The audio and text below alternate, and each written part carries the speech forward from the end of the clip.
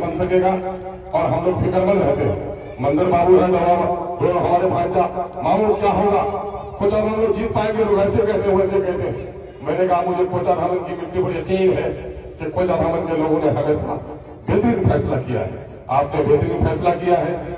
और ये सिंघारी की जमीन है, जब भी यहाँ मैं गुफ्तगू करने के लिए खड़ा होता हूँ कई अहम शख्सियतों का नाम लग पड़ा जाता है। बागी साहब जिन्होंने इस समाज को जगाने का बड़ा काम किया है, मैं दो दिन बागी साहब जो हमारे रिश्ते भी रहे और उन्होंने बड़ा काम किया। किबला मेरे हुजूर मोहतरम मास्टर हबीब साहब जिन्होंने तालीमी तहरीक का बेड़ा उठाया, और यह हाई स्कूल को कायम करने वाले नूर आलम कैसर साहब हो या उनके रफ्ता हो, हम उनकी काविशों को फरामोश नहीं कर सकते। ये सरजमीन इल्म के एतबार से बेदार सरजमीन है, लेकिन अपनी इज्जत को बचा कर रखनी चाहिए। ये वक्त नहीं है कि तभी गुफ्तगू की जाए, लेकिन कोचा धामन के लोगों फख्र आपको होगा कि आज बैरिस्टर असदुद्दीन अवैसी की पार्टी अगर हैदराबाद के बाद कहीं बड़ी मजबूती के साथ खड़ी हुई है तो सीमांचल का खित्ता है। सीमांचल के खित्ते से जो आवाज उठी है वो हिंदुस्तान भर के मुसलमानों की एक आवाज है। आज प्रदेश में रहने वाले नौजवान हो फख्र से सीना ऊंचा करके एमआईएम का नाम लेते हैं। 2015 में जब हम लोग पहली बार एमआईएम का झंडा यहाँ लेकर आए थे, हर कोई अजनबी था। बैरिस्टर असदुद्दीन अवैसी साहब को मौलवी साहब कहता था और दलालों की जमात उसको भी कहती थी हमरा पत्ता खाची ना बिरयानी पार्टी नहीं चली गई। लेकिन हम लोगों ने कहा था सब्र करो दलालों के बच्चे, इंशाअल्लाह घर घर में बिरयानी होगी, हर बदन पर शेरवानी होगी और एमआईएम का झंडा लहराएगा, दलालों को बड़ी हैरानी होगी।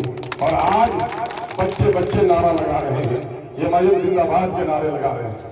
और आबाद असेंबली में एमआईएम के हमारे कई रुफका चले गए थे, हाजी साहब लौट कर आए हैं, असफी भाई हम उसका इस्तेमाल करते हैं। लेकिन आपने देखा होगा उस आंधी और तूफान में भी एमआईएम का झंडा लेकर हम लोगों ने जिस तरह से असेंबली के दरमियान अपनी आवाज बुलंद की है, वो सिर्फ अमोर वर्षा की नहीं बल्कि पूरे बिहार के मुसलमानों और मजलूमों की आवाज बनने का मौका मिला है।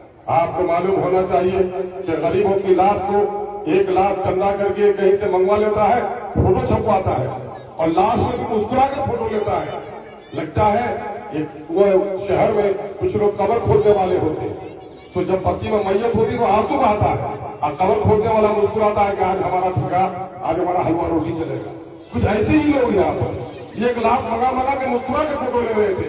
लेकिन आपका बेटा सिंघारी का दामाद भी और बहुत सारे भटके हुए लोग, हमारे कुछ लोग यहाँ पर एक ही आदमी बोले हमारा साला भी है, ससुर भी है, मेहमान भी है। तो मैं कानून बनाता हूँ कि गरीब जो कमाने जाता है सिर्फ बीवी और बच्चे के लिए नहीं बल्कि बिहार के लिए कमाना जाता है और उनकी लाश को घर तक पहुंचाओ। अख्तर ईमान लाखों मजदूरों के लिए कानून बनता है।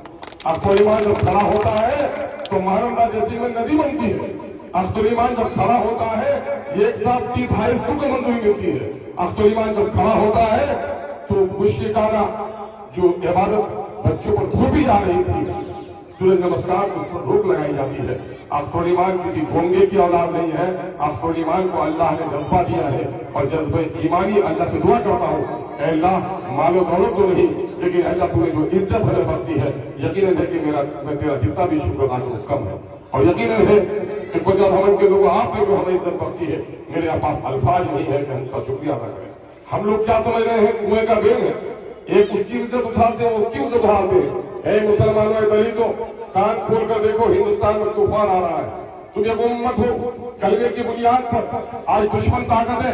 तुम्हें सुरजापुरी के नाम पर, सीमांचल के नाम पर नहीं, कलमे के नाम पर तुम्हारी दुश्मन हो गई है।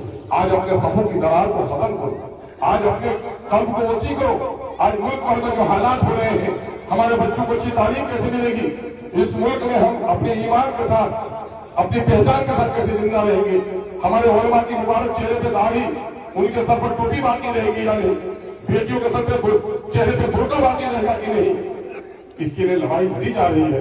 अब पूरे मुल्क में बैरिस्टर असदुद्दीन के बारे में कुछ एहसास कमतरी